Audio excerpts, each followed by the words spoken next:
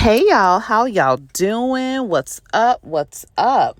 Okay, so let's get into this Love and Marriage Huntsville review. I believe this is episode 9, I think. I done got off track with this. But no, I think this is episode 10. So anyway, whatever episode, it's the latest episode, y'all. So they we're gonna get into this episode, but I'm really gonna focus on the main topics, the main things I noticed that was going on there. Number one, let's talk about the how Destiny ain't got no friends. Okay. Let's talk about how Destiny ain't got no friends. So I find it very interesting that back when Destiny was feeling so wronged and so bewildered about her and Melody's friendship, how everybody was rallying around Destiny. Oh, poor Destiny, honey, I got your back. You my BFF.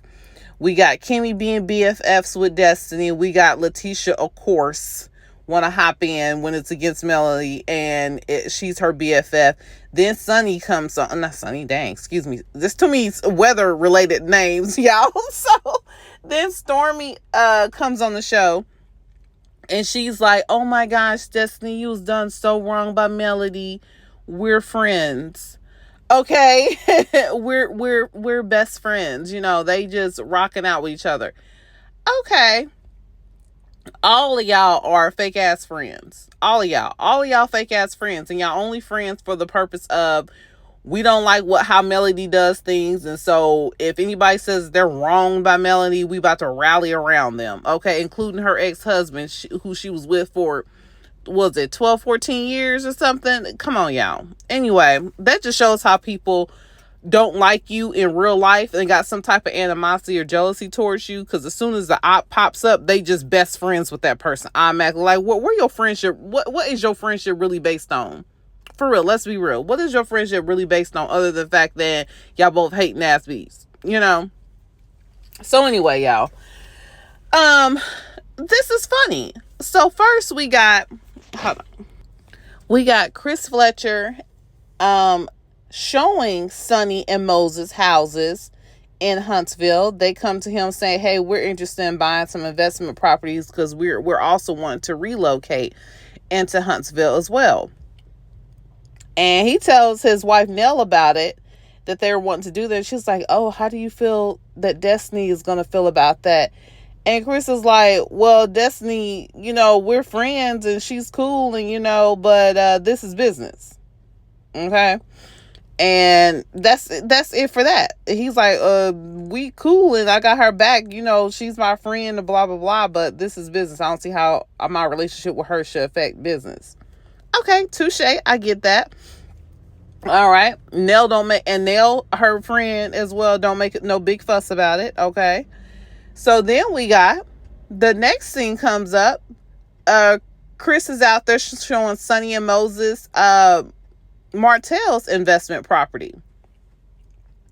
And Chris tells Martell, like, hey, I'm getting ready to show, I want to show Sonny and Moses your property. And Martell's like, what? How does Destiny feel about it? Chris is like, I don't see how Destiny's feelings has anything to do with me making money. And Martell, does he make a big fuss about it? No, he does not. He's like, oh, okay, well, okay, basically. Like, ain't nobody making no big fuss about Destiny's feelings right now. And the trend continues, y'all. Ain't nobody making a big fuss about Destiny's feelings. So Sonny and Moses come out there. They take a look at Martell's investment property. And then it's when they have that conversation about how Sonny and Moses' relationship came about. And Sonny and Moses have a chance to tell their full story on why they feel like they should most possibly should be together. And everybody's like, okay, well, I understand that. Even Martell's like, well, okay, you know, I just have to tell Destiny, you know, she just gonna have to accept what's going on. Okay.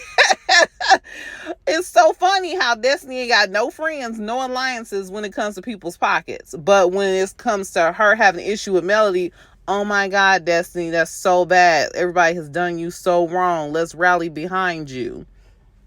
Destiny still got the same situation going on. She still don't really have no work. She still is, I mean, she's divorced from her ex-husband, but she still got a bunch of drama going on with that with him. So what happened to all this sympathy for Destiny? Oh, and then on top of it, her ex-man and her ex-producer are both on the show, hunching and living a good life together right there on the show in everybody's face. What happened to all that sympathy for Destiny, y'all? Okay. Then, later on, Sonny and Moses meets up with Kimmy and Maurice.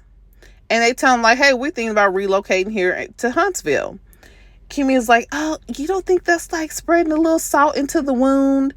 And of course, Sonny is like, no. Me and him got plans and things we want to do. We want to raise a family, and we feel like Huntsville is a better town.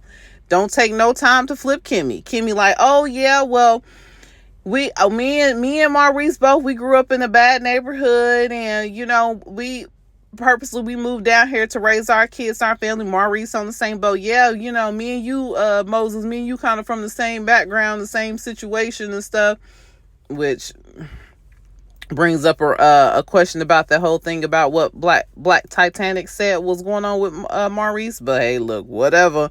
Allegedly, and in my opinion, whatever. But I should get into that court case about some stuff that True T shared about that court case. Is very interesting and sketchy. I'll probably say that for another time. But Maurice, honey, you got a red flag on your back. But okay. So he's like, yeah, we come from the same background and situation, know how hard it is, blah, blah, blah, blah. Both of them like, okay, we understand where y'all coming from. Y'all want to move here for family's sake and this and this and that. And then Kimmy is like, well, you could have contacted me first to be your real estate agent. Kimmy, where's your alliance to Destiny, honey?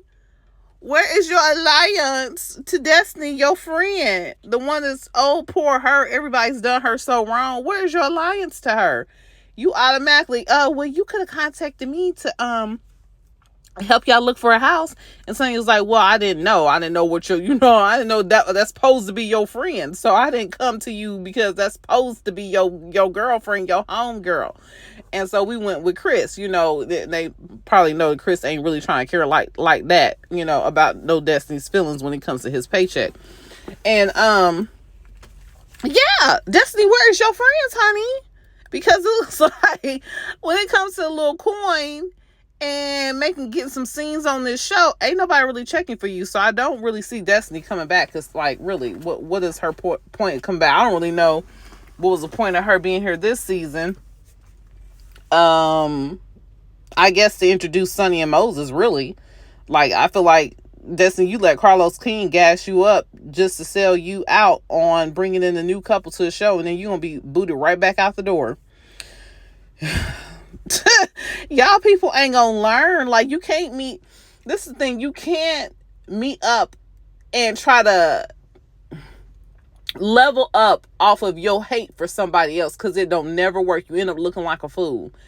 Y'all, I feel like most of the things that, and we can see that for sure with this is the reason why I didn't want to watch this episode, because this dang on the millimeters, y'all, come on now. It's too much. Please think of another storyline, another topic. But y'all want to focus on that and want to talk about basically your disdain for a particular cast member and try to rally around that and get scenes and episodes and build storylines off of that. But then what about building your own storyline? Have something of your own going on.